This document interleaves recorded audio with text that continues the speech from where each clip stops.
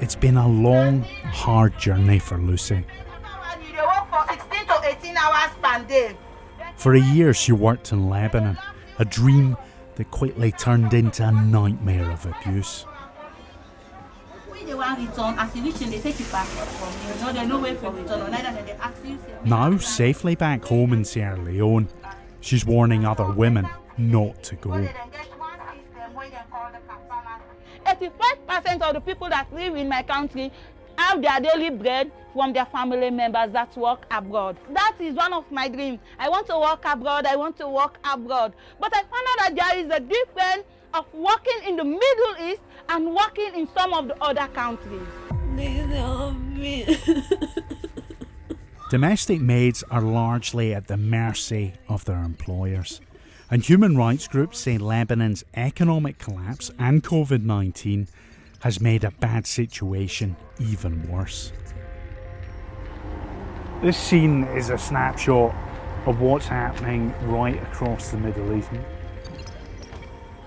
Last summer, women were being dumped outside their embassies in Beirut because families said they couldn't afford the wages. The Lebanese government wouldn't tell us whether anyone had been prosecuted for ditching their worker. I'm heading to a safe house to meet a group of domestic maids.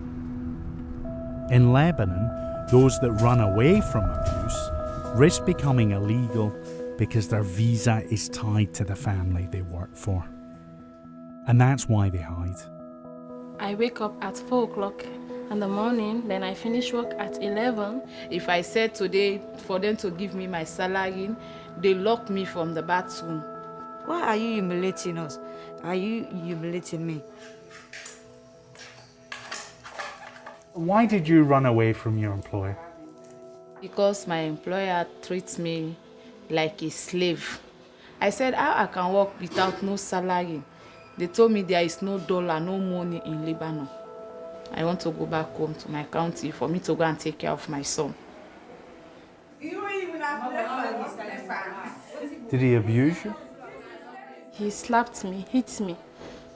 I just want to say that to the Lebanese people that let them stop to treat us like this, like beasts, like dog, because they value dog, cats more than us.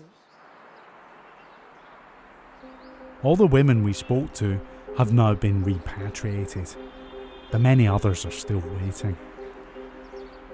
250,000 foreign domestic maids work in Lebanon's cities and towns, cooking and cleaning, mostly unseen, in homes across the country. Many in Lebanon see nothing wrong with a system that provides cheap labour. The situation is not that bad at all. Of course, there is some Lebanese families not good. Of course, everywhere there's people like that. Well, I spoke to one domestic maid who said she wasn't even allowed to sleep in her room. These cases, very few, most of them, the majority, are happy with their families in Lebanon.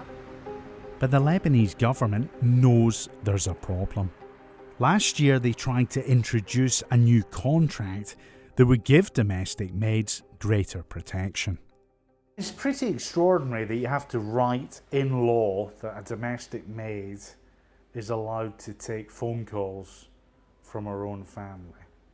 At the Ministry of Labor, we think it's the rights of any person to be free to receive a call from his family.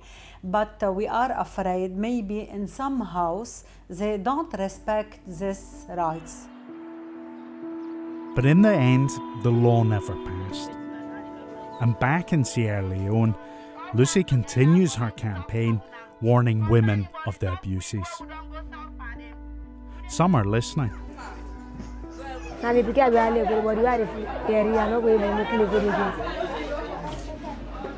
a young go. What the money? But I know they go again.